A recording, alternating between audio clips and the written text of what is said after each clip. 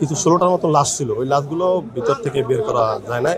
ওই লাশগুলো ওখানে আগুনের সাথে মিশে গেছে। নিয়মিত লাশ বের হয়। আপনার প্রতিদিনই ১৫-২০টা লাশ বের হয় আনুমানিক নিম্নে। কালকে কি আসলে অবশ্যই কিছু হলেও লাশ পুড়ে গেছে। সবসময় আসেন জি, আমরা সিএনএফ কাস্টম সরকার। ভিতরে আসলে গতকালকে যে একটি অভিযোগ আসছিল যে লাশ ছিল এবং লাশগুলো বের করা যায়নি, আসলে আপনার কি ধারণা, কি মনে হয়? হ্যাঁ, আমরা তো ভিতরে ঢুকতে পারি না, আমরা এখানেই ছিলাম সবাই। ভিতরে তো প্রবেশ করার মতো কোনো সিস্টেম ছিল না। তাই এক্ষেত্রে আমরা যেহেতু কিছু সোশ্যাল মিডিয়ায় বা বিভিন্ন চ্যানেলে আমরা দেখতে পাচ্ছি যে কিছু ১৬টার মতো লাশ ছিল। ওই লাশগুলো ভিতর থেকে বের করা যায় না। ওই লাশগুলো ওখানে আগুনের সাথে মিশে গেছে।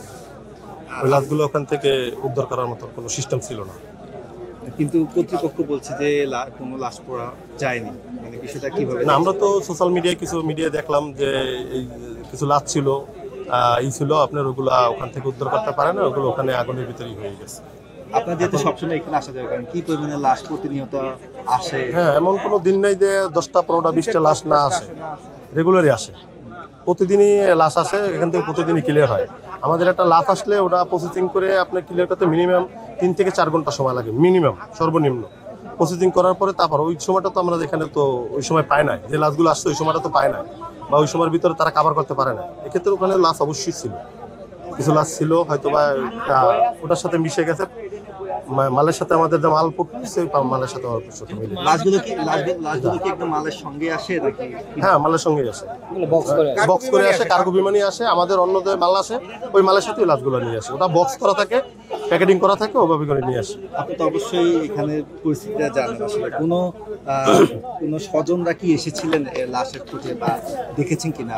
না, এটা আমরা আজকে মূলত সরাসরি দেখি নাই যে কোনো স্বজন আসছে কিনা, বা আমরা সোশ্যাল মিডিয়ায় দেখছি যে এখানে লাশ, আমরা কিছু লাশ দেখাইছে, আমাদের এই কফিন দেখাইছে, আমরা ওখান থেকে দেখছি যে আপনার লাশের বাক্স পর্যন্ত এই আগুনে রেহাই পায় না।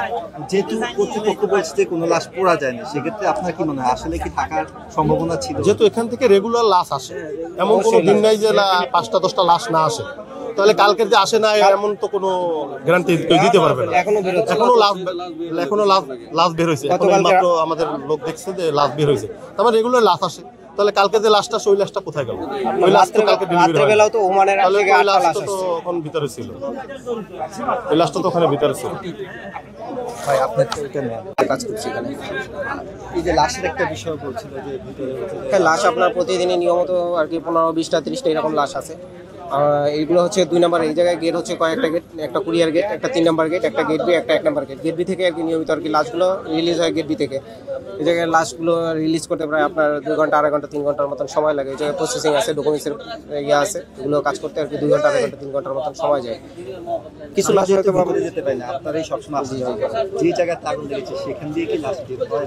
হ্যাঁ, নিয়মিত লাশ বের হয়। আপনার প্রতিদিনই 15-20টা লাশ বের হয় আনুমানিক নিম্নে। কালকে কি আসলে? অবশ্যই কিছু হলেও লাশ পুড়ে গেছে। কিন্তু কর্তৃপক্ষ তো বলছে যে কর্তৃপক্ষ বললেও হবে না, এই জায়গায় কিছু অবশ্যই লাশ থাকবে। তারা কি তাহলে এটা হাইড করতে চাচ্ছে? অবশ্যই মনে হয়, অবশ্যই হাইড করার কিছু আছে এই জায়গায়। আমাদের এই জায়গায় আপনার যেহেতু আপনি দেখেন এই জায়গায় কোনো কিছু নাই, আপনার কোনো চিহ্ন নাই। আমাদের মনে করেন শুক্রবার দিনও প্রচুর মালামাল ঢুকছে এই জায়গায়। ফার্মাসিউটিক্যালস গোডাউন, আপনি এই জায়গা থেকে দেখেন, এই জায়গা থেকে একদম পুরো শেড দেখা যাচ্ছে, আকাশ দেখা যাচ্ছে, শেড পুরো ভেঙে গেছে, আপনার ওয়াল টোয়াল সব ধসে গেছে। ফার্মাসিউটিক্যালস র মেটেরিয়াল নাই। তারপর হচ্ছে গার্মেন্টস শিল্প মনে করেন আপনার আমদানি করার পরে তারপর এগুলো হচ্ছে পোশাক তৈরি করে তারপর হচ্ছে রপ্তানি করে। এই জায়গায় আমাদের অর্থ শিল্পের হাজার কোটি টাকার লস আছে। এই জায়গায় এগুলো লস কিভাবে কাটায় উঠবে বাংলাদেশ, কোনো নেই।